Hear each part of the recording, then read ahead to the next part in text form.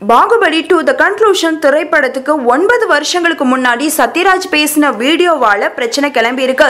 இதனால இந்த படம் கர்நாடகால ரிலீஸ் ஆகிறது கேள்விக்குறியா அமைஞ்சிருக்கு. இதன் காரணமா வருத்தம் அடைஞ்ச பாகுபலி இயக்குனரான எஸ் ராஜமௌலி நேத்து அவரோட ட்விட்டர் பக்கத்துல ஒரு வீடியோவை பதிவிட்டிருந்தாரு. அந்த வீடியோவுக்கு பதிலளிக்கிற விதமாகவும் கர்நாடகா மக்களுக்கு தன்னோட வருத்தத்தை தெரிவிக்கிற விதமாகவும் சத்யராஜ் ஒரு வீடியோவை பதிவிட்டிருக்காரு. அந்த வீடியோவை தான் இப்ப நம்ம பார்க்க போறோம். வணக்கம். 9 வருடங்களுக்கு முன்னால் காவிரி நதிநீர் பிரச்சனையின் போது கர்நாடகாவில் தமிழர்கள் தாக்கப்பட்டார்கள். தமிழ் படங்கள் திரையிடுவதை நிறுத்தச் சொல்லி ஆர்ப்பாட்டங்கள் நடைபெற்றன. அதற்கு கண்டனம் தெரிவிக்கும் வகையில் தமிழ் திரையுலகின் சார்பில் நடைபெற்ற கண்டன கூட்டத்தில் பலரும் ஆவேசமாக பேசினார்கள். அவர்களில் நானும் ஒருவன். அதற்கு எதிர்வினையாக என்னுடைய கொடும்பாவி உருவ பொம்மைகள் கர்நாடகாவில் எரிக்கப்பட்டன. அதே வேளையில் கர்நாடகாவில் நடைபெற்ற ஆர்ப்பாட்டங்களில் கர்நாடகா திரைப்பட கலைஞர்களும் ஆவேசமாக பேசினார்கள். அப்படி நான் பேசிய போது என்னுடைய சில வார்த்தைகள் கன்னட மக்களின் மனதை புண்படுத்தியதாக அறிகிறேன். நான் கன்னட மக்களுக்கு எதிரானவன் அல்ல. அதற்கு உதாரணமே 35 வருடங்களாக என்னிடம் உதவியாளராக இருக்கும் திரு சேகர் என்பவரின் தாய்மொழி கன்னடம். கடந்த 9 வருடங்களில் பாகுபலி பாகம் 1 உட்பட நான் நடித்த சுமார் 30 திரைப்படங்கள் கர்நாடகாவில் வெளியாகியுள்ளன. எந்த பிரச்சனையும் எழவில்லை. சில கன்னட படங்களில் நடிக்கவும் என்னை அணுகினார்கள். நேரமின்மையால் நடிக்க இயலவில்லை. 9 வருடங்களுக்கு முன்னால் நடந்த அந்த கண்டன கூட்டத்தில் நான் பேசிய அந்த வீடியோ பதிவை யூடியூபில் பார்த்ததாலும் நான் பேசிய சில வார்த்தைகளால் கன்னட மக்களின் மனம் புண்படுவதாக அவர்கள் கருதுவதாலும் அந்த சில வார்த்தைகளுக்காக 9 வருடங்களுக்கு பிறகு நான் கன்னட மக்களிடம் என் மனப்பூர்வமான வருத்தத்தை தெரிவித்துக் கொள்கிறேன்.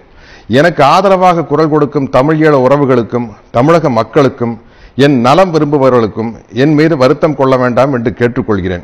அவர்களுக்கு ஒரு சிறிய விளக்கம். பாகுபலி என்ற மிகப்பெரிய படத்தின் ஒரு மிகச்சிறிய தொழிலாளிதான் நான். என் ஒருவனுடைய செயலின் பொருட்டு சொற்களின் பொருட்டு பல ஆயிரம் பேர்களின் உழைப்பும் பணமும் விரயமாவதை நான் விரும்பவில்லை.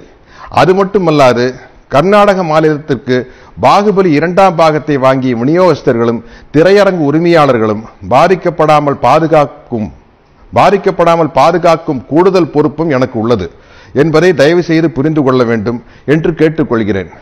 அது இன்றைய ட்விட்டரில் இயக்குனர் திரு ராஜமௌலி அவர்கள் கூறிய விளக்கத்தின் மூலம் இன்றைய ட்விட்டர் பதிவில் ராஜமௌலி அவர்கள் கூறிய விளக்கத்தின் மூலமாக தெளிவாக தெரியும். ஆனாலும் இனிவரும் காலங்களில் தமிழீழ மக்களின் பிரச்சனையாக இருந்தாலும் சரி, காவிரி நதிநீர் பிரச்சனையாக இருந்தாலும் சரி, விவசாயிகள் பிரச்சனையாக இருந்தாலும் சரி, தமிழக மக்களின் நலம் சார்ந்த அனைத்து நியாயமான பிரச்சனைகளுக்கும் தொடர்ந்து குரல் கொடுத்து கொண்டுதான் இருப்பேன் என்பதை தெள்ளத் தெளிவாக கூறிக்கொள்கிறேன். இப்படி நான் கூறுவதால் இந்த சத்யராஜை வைத்து படம் எடுத்தால் எதிர்காலத்தில் தொல்லைகள் வரும் என்று கருதும் தயாரிப்பாளர்கள் தயவு செய்து இந்த சாதாரண சின்ன நடிகனை தங்கள் படங்களில் ஒப்பந்தம் செய்ய வேண்டாம், என்னால் நஷ்டமடைய வேண்டாம் என்று மிகவும் தாழ்மையுடன் கேட்டுக்கொள்கிறேன். ஏனென்றால் ஒரு நடிகனாக இருப்பதை விட இறப்பதை விட எந்தவிதமான மூட நம்பிக்கையும் இல்லாத ஒரு தமிழனாக இருப்பதும் இறப்பதும் தான் எனக்கு பெருமை, மகிழ்ச்சி. எனது மனப்பூர்வமான வருத்தத்தை ஏற்றுக்கொண்டு பாகுபலி படத்தின் 2ஆம் பாகத்தை வெளியிட ஒத்துழைக்குமாறு கன்னட மக்களை அன்புடன் கேட்டுக்கொள்கிறேன். என் உணர்வுகளை புரிந்து கொண்டு எனக்கு உறுதுணையாக நின்ற தமிழீழ மக்கள், தமிழின உணர்வாளர்கள், தென்னிந்திய திரைப்பட நடிகர் சங்கம், தமிழ் திரைப்பட தயாரிப்பாளர் சங்கம், தமிழ் திரைப்பட இயக்குநர்கள் சங்கம், தென்னிந்திய திரைப்பட தொழிலாளர்கள் சங்கம், என் நலம் விரும்பிகள் அனைவருக்கும் நான் எனது மனமார்ந்த நன்றியை தெரிவித்துக் கொள்கிறேன்.